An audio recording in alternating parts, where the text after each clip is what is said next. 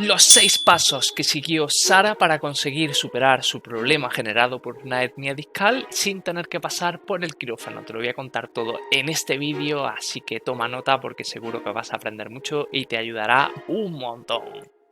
¿Cómo llegó Sara a nosotros? Pues ante una hernia discal, si la tienes o si conoces a alguien, ya sabes que es una situación desesperante en primer lugar y sobre todo también da mucho miedo porque cuando te dan ese informe muchas veces te plantean la opción de el quirófano, operarte y te encuentras con un marrón que no te esperabas. Sara también tuvo que darse de baja a nivel laboral, ya que esta hernia le estaba impidiendo ejercer y por supuesto había probado ya con muchas infiltraciones y estaba a base de mucha medicación para intentar superar este problema. Tenía sobre todo grandes problemas cuando se sentaba y sobre todo si era una superficie especialmente blandita y bajita. Tenía que evitar todo lo que fuesen sofás y situaciones similares porque le resultaban totalmente imposibles. El camino que seguimos es un camino de varias fases. En la primera fase nos centramos en eliminar y reducir progresivamente esos picos de dolor agudos, es decir, en normalizar un poquito. ¿Cómo conseguimos eso? Pues sobre todo porque tenemos una gran base en la evidencia científica, ya que sabemos que las hernias se pueden reabsorber y de hecho no solo que se puedan, sino que la gran mayoría se reabsorben en un periodo de entre 9 meses a 12 tras ocurrir. Es un proceso lento, un proceso molesto, pero que ocurre y así nos lo demuestra la ciencia, este artículo y otros muchos.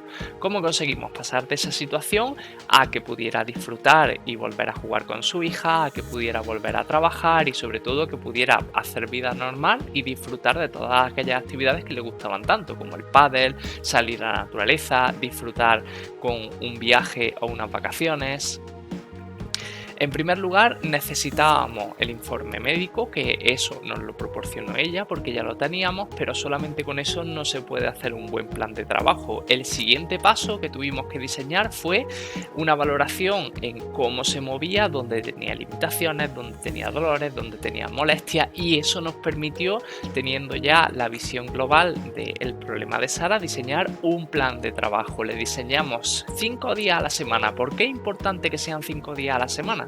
Pues porque eso nos permitirá que la duración no sea muy larga y tu cuerpo lo asimilará muchísimo mejor si le metes 5 días de unos 30-40 minutos que si le metes 2 días de 1 hora y media. Imagínate, el símil es como comer. ¿Qué prefieres o qué crees que asimilará mejor tu cuerpo? ¿Comer 2 días lo de los restantes o dividirlo mejor entre 5 días comiendo un poquito menos cada uno de ellos? Así seguramente lo tolerarán mucho mejor. Pues con el ejercicio es exactamente igual. Es cierto que también dividimos 2 franjas, una franja justo cuando se levantaba, porque cuando se levantaba era su peor momento, cuando más molestia tenía, entonces así conseguíamos despertar un poquito su espalda o adaptarla para el día a día, y luego una franja un poquito más larga, de unos 40 minutillos aproximadamente, en la que ya nos centrábamos en diferentes tipos de ejercicios según en la fase en la que estuviésemos.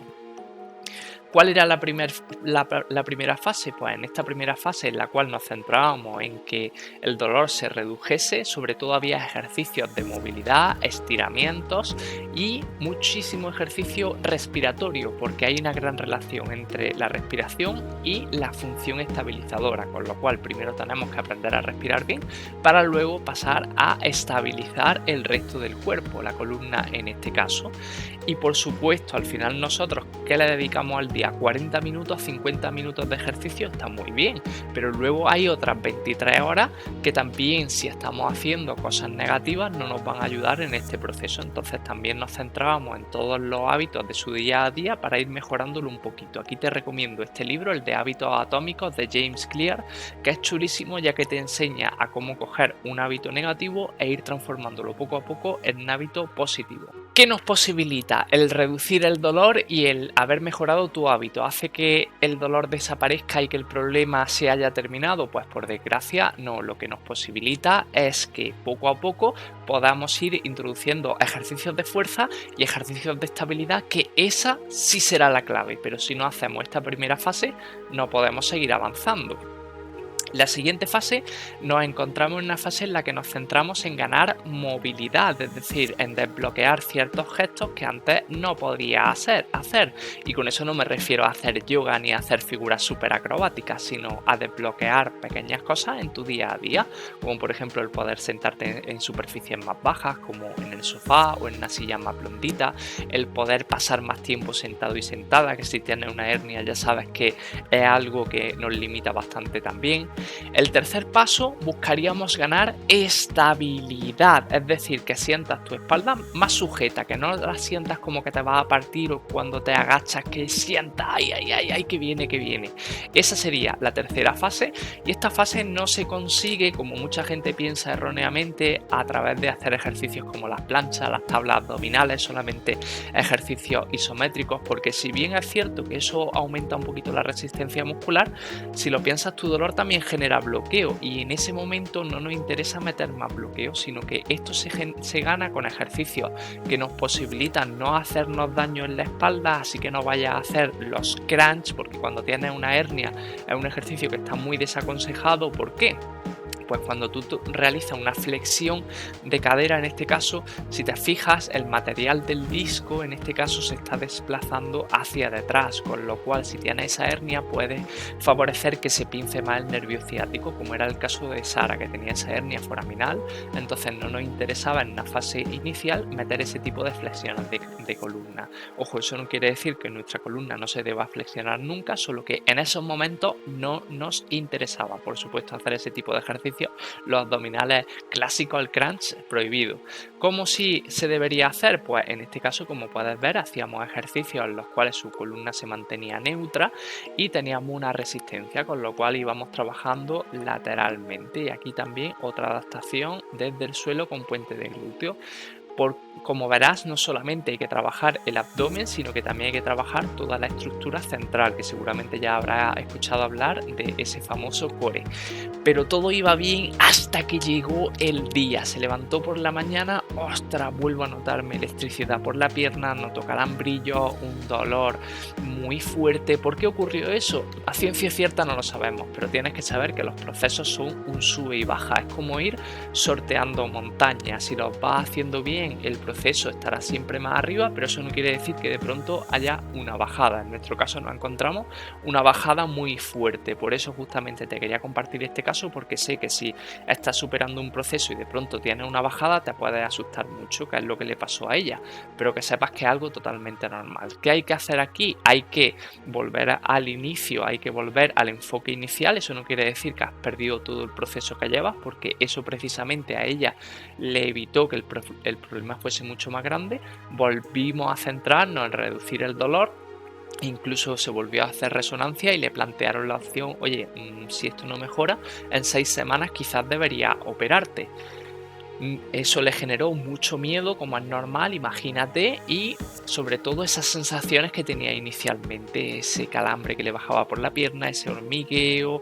Por supuesto, eso generaba a Sara mucha frustración. Tuvimos en ese caso que volver a hacer volvimos a recurrir a la medicación como ayuda, ya que se la recetaron. Eso nos posibilitó abrir la ventana para seguir avanzando. Ojo que esa medicación no nos hizo dependientes, es decir, solamente la medicación es lo que nos permite avanzar. La medicación nos permitió seguir, pero no nos quedamos estancados en ella. En cuanto pudo dejarla, la volvió a dejar, y eso nos posibilitó que pasáramos de esa fase 1 en la que estábamos e ir subiendo a la fase 2 en la que ganamos movilidad, a la fase 3 en la que conseguíamos ganar más estabilidad, y eso nos permitió llegar a una fase 4 en la que ganábamos más fuerza y más autonomía. Ya que estábamos avanzando también, empezamos a plantearnos el recuperar el trabajo, volver a trabajar, y lo primero que tuvimos que hacer fue adaptar el entorno laboral, porque si volvíamos a hacer las mismas acciones el problema volvería a reaparecer. Entonces primero desde casa se adaptó su puesto de trabajo, y desde la oficina también habló para que le hicieran diferentes cambios. Sobre todo el cambio más grande vendría por su hábito, haciendo pequeñas pausas, haciendo pequeños descansos. Así nos posibilitó seguir trabajando diferentes ejercicios de fuerza más avanzados, y sobre todo centrado en la zona core. ¿Por qué es tan importante el refuerzo de la musculatura cuando tienes una hernia? Pues piensa que si tu musculatura está débil, toda la carga va a recaer sobre los discos intervertebrales y sobre las vértebras, pero si tu musculatura está fuerte, eso le va a quitar trabajo a esas estructuras pasivas, con lo cual nos interesa mucho el trabajo de fuerza, y por eso si solamente te quedas con estiramientos como en la fase 1, no vas a mejorar. En la fase 1 te viene muy bien, pero más adelante hay que seguir progresando. ¿Qué le posibilitó eso a Sara? Pues aparte de retomar su trabajo y estar retomando su vida, volver a retomar hobbies que tenía antes, como es el tema del pádel, como por ejemplo salir y disfrutar, como aquí que la podemos ver en vacaciones saltando al agua sin problema ninguno y disfrutando mucho. Eso se consigue a través de la magia, se consigue a través de más ejercicio y más entrenamiento. Por eso este punto se llama entrenar para el disfrute, porque para disfrutar antes hay que seguir entrenando. Por supuesto, seguimos avanzando con ejercicios más adaptados a esta fase. Aquí vemos flexiones de cadera con resistencia, ejercicios que al principio eran totalmente imposibles, y llegaríamos a la última fase, que es evitar recaídas, porque si tú no quieres volver al punto inicial, tienes que seguir trabajando para evitar que eso sea un ciclo sin fin, con ejercicios más avanzados de fuerza-resistencia, como en este caso, ejercicios en los que vas metiéndole estímulos en los que tu cuerpo no estaba acostumbrado y te interesa que se acostumbre, para evitar precisamente esa recaída nuevamente, que mucha gente es el error que comete. Se opera por una artrodesis o por el tipo de operación que sea, pero no cambia su hábito. ¿Qué les va a terminar ocurriendo? Pues si con los hábitos que tenían han tenido ese problema, tienen muchas probabilidades de que eso vuelva a ocurrir, quizás no en ese segmento vertebral, pero sí en el superior o en el inferior, que por desgracia le ocurre a mucha gente. Entonces, si quieres evitar eso, tienes que trabajar para evitar esa recaída.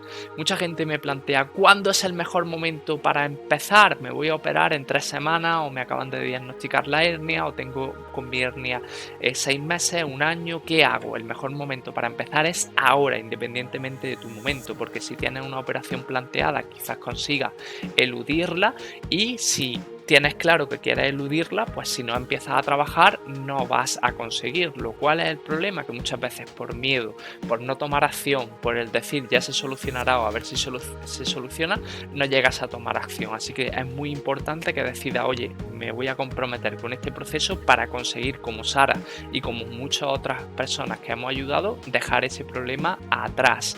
Te voy a hacer un súper regalo. Si tienes una hernia discal en la zona L4, L5, L5S1, a través de Instagram puedes pedir nuestro ebook, que te lo mandaremos totalmente gratuito y te enseñaremos los 10 pasos a seguir si tienes una hernia, en el cual te vamos acompañando paso por paso desde que te la diagnostican hasta cómo podrías conseguir superarla en tu caso.